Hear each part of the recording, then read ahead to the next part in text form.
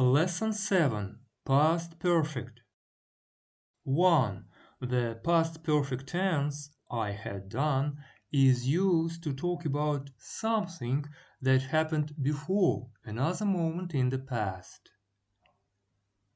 It helps us show the order of past events. We often use the past perfect together with the past simple to show which action happened first. Example 1. Karen didn't come with us because she'd already seen the movie. Example 2. At first I thought I'd done the right thing, but I realized I'd made a mistake.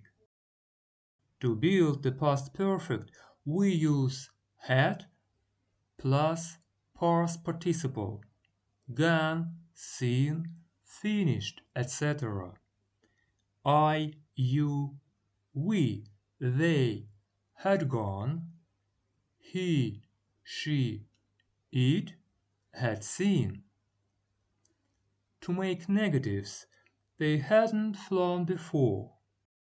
To ask questions, had he already left? 3.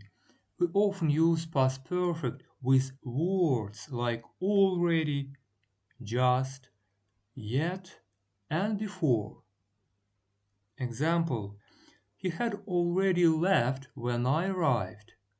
It shows clearly that he left first and I arrived later.